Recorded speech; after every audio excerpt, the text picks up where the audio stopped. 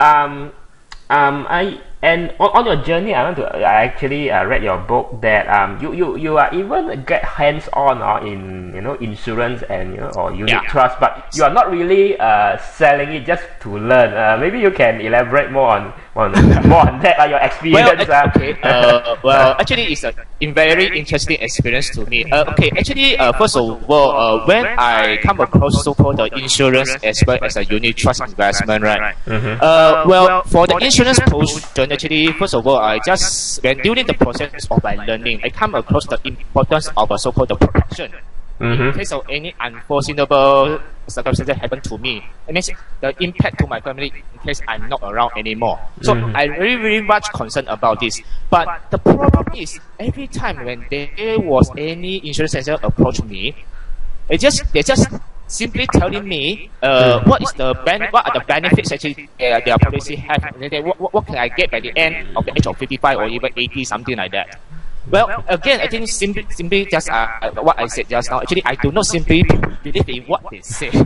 So So actually, what I'm going to do, what I did was actually I become an insurance agent. You see, so then actually going into that, I think I know what are the products actually they are having now on hand, and what are the characteristics and difference between each product. And then I also know, accidentally, maybe not pointing anything. And at least actually I know how to all those insurance agents, the tactics they use actually to close their business. So in the sense, actually, I'm not so easily being so-called cheated. Maybe not a good word. Sorry about that. But cheated is quite a big word. No, I mean, any insurance agent listening to this, no offense. No offense. Correct. I think if you are, I mean, every one of us, even me, myself, just to sidetrack it a bit, when we come out for work, your friends, insurance agent approach you, and then after a few years, they say, hey, this is like something not what I need there. Then you feel cheated lah. I mean, something like that. Yes, you are right. Actually, I just don't want to, because actually they are still friends of mine, right? I just don't want, because actually I buy the wrong thing from you and then I want to hate you forever. This is not my purpose. Actually, that's why I think instead of simply just believe in whatever you say, why don't I just decide by myself? I simply learn whatever I can, and then I make a judgment by myself. You understand what I mean? Yes. So actually, simply for same thing for the unit trust as well. For the unit trust, actually, initially I think for the first investment I make actually is in unit trust. So when come into unit trust, actually, well, I'm very concerned, as I mentioned just now, very concerned about the risk for the investment for my hard-earned money. So actually, I'm very much concerned about the investment risk of this unit trust, as well as the so-called initial charges, so-called 5% or 8% of initial charges. So before I go into this unit trust, actually I want to know more about how is this unit trust working. So that's why I also entered the exam and become a unit trust agent as well, so that I can go into it and know in more detail how is this overall unit trust operation working on, and then the trick is that I need to pay attention to, the catches. You see what I mean? I mean the fine print. Yes, correct. MER, all the management expense ratio, all those also eats up into your return, right? Yes, correct. So actually, what I want is actually, because actually I'm not an aggressive investor. So actually, I want my investment at less risk, but maybe not so the fast return, but at least some stable return in between. So that's why I think if I don't know this one, I simply listen to all those what agents told me. I think maybe I will not be myself like what I'm now today. Yes. And, I mean, it's hey, where my money go? I see. Yes. You say 10% return, but I'm not seeing that amount in monetary term, absolute amount in my account, right? Exactly. That's why I sometimes I feel very bad about this feeling, because when I simply just listen to this, because actually I did have some investment with friends, just simply listen to the advice, but actually at the end I really regret it. So what happens if you withdraw, right? You withdraw that and you invest in stock market instead? Yes, actually subsequently, correct. Because actually after that I find that actually the stock market maybe is more suitable for me. Why is that so? Because actually I think most of the concept for most people is that actually unit trust investment has having less risk than the direct investment in stock market. Yeah. But after some time, after my observation as well as a so-called my investment failure in unit trust, and maybe example as I told you, actually I find that sometimes these so-called unit trust fund managers, maybe they not really better than myself. Why I put it this way is because actually after I start to learn how to invest in the stock market, actually I find that the stock market is not that difficult. Actually, I think this one I highlighted in my first book, so-called Infinite Wealth. Yes, you have. Yeah. Actually, I share in my first book actually about how easy the stock market it is.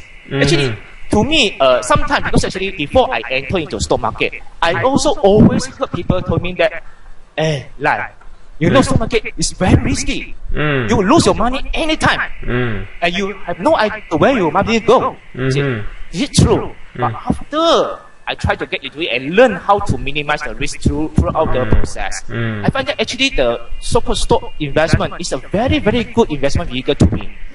For your information, why actually I can really achieve my so-called financial objective much earlier, 5 years earlier. Right.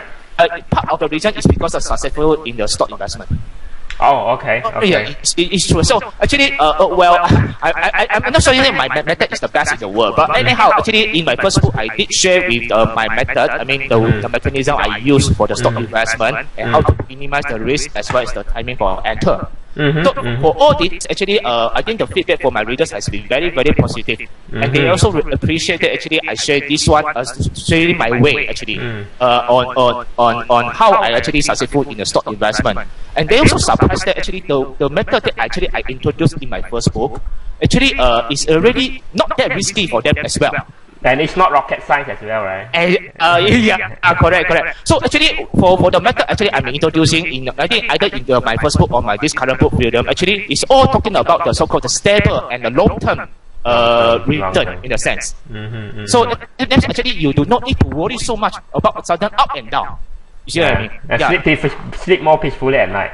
Yes, you are right.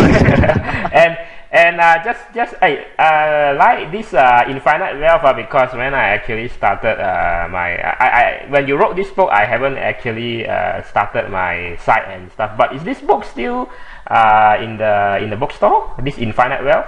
Yes, it's still available in the bookstore now. Still available, because I only see Freedom, your latest book. But actually, this is also published by Kanyen, right? And you wrote that in back in the years, which year you wrote this? I think if I know, the first book was back in the year 2010. 2010, okay, 2010. Yes. So yeah, I'm going to get that. So anyone listening to get that, you really should get that as well. And just a side track, just one more point is that you say you're in insurance just to learn, Yeah. And I think there's one point that I probably thought of is that when we start to be pushed, I mean, not to say push is very bad, what I say, but products from insurance, right? So what the agents actually told us, or our friends, who happen to be our friends, they say that, okay, how much premium you can pay per month, then I do one policy for you. So that is one of the very agent do lah. When I first buy my insurance, it's like, what's your salary, how much you can fork out per month, then I do a policy for you based on your coverage. But I think as we go older, when you have dependents and family, I think we should actually look at what is the coverage we need first before we talk about premium. It's the other way around, right? Yes, correct. I think in my there's a second book, Freedom. Actually, I talk about this. Actually, in my book, I talk about how you actually discover the so-called coverage you need. So actually, you based on that objective, I mean your target, your coverage, your desire coverage. Actually, you decide what sort of product is suitable for you. To me, actually, I think insurance is considered, the premium I pay is considered as an expenses. I don't expect any return on my expenses. But in a sense, actually, this return doesn't mean that I need to get back the money. Because actually, I believe most of the people being confused by those so-called insurance agents is that actually they really care about how much can they take back at the end of the insurance policy. I think 9 out of 10 people who will actually say, how much can I get from that? Exactly. So actually, sometimes I just ask them back, why you so care about how much you can get back at the end of the day?